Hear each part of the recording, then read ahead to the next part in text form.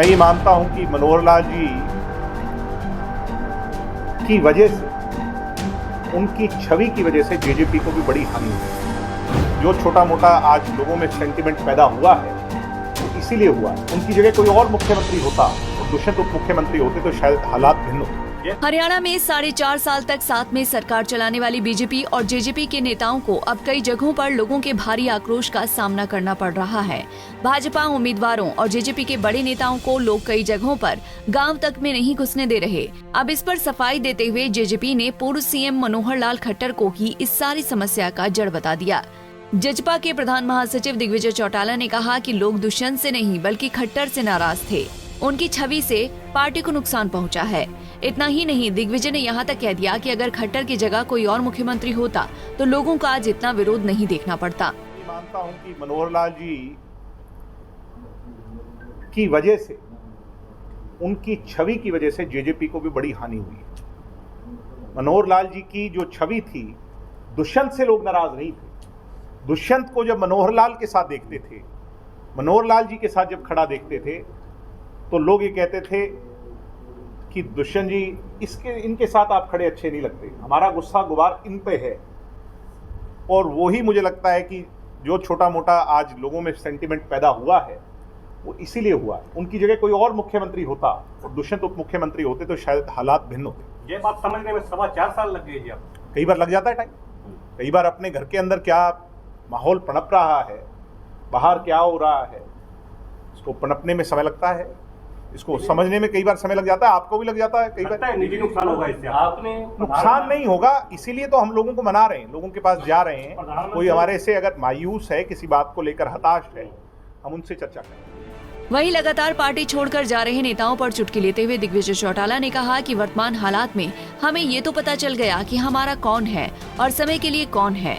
वहीं पूर्व प्रदेश अध्यक्ष निशांत सिंह को लेकर चौटाला ने कहा कि वो आज भी हमारे पिता तुल्य हैं और वो जहां भी रहें हमारी उनको शुभकामनाएं हैं। लगातार पार्टी छोड़ने के जाने का क्रम जारी है, कब तक रोक पाएंगे इसको? एक बसंत ऋतु आती है मगर वो पतझड़ के बाद आती है। पतझड़ है 6 साल पहले जिस मिशन को लेकर के चले थे उसमें हर तरह के लोग हमारे साथ सम्मिलित हो गए। भीड़ में कई बार इल्म नहीं होता, एहसास नहीं होता। चुनाव का समय आया है, पतझड़ आई है, हर तरफ पतझड़ होगी, पुराने लोग जाएंगे, नए लोग शामिल होंगे। मैं एक ही बात जानता हूं कि जो डाल है, मूल जड़ जो है, मूल पेड़ जो है वो मजबूत खड़ा रहना चाहिए, उसकी जड़ मजबूत होनी चाहिए। पत्ते झड़ने से और नए पत्ते आने से ये एक प्रक्रिया है, ये चलती रहती है। सर आपने मैं थोड़ा सा कंप्लीट, पूरा टाइम है अपने पास को जल्दी से। तो ये चलता रहता है, आना जाना। मेरे लोग परमानेंट होते हैं, जो परमानेंट होते हैं उनकी पहचान कब होती है? जब पतझड़ आता है। पतझड़ आया है, हमें ये तो कम से कम इल्म हो गया कि हमारा कौन है और समय के लिए कौन आया।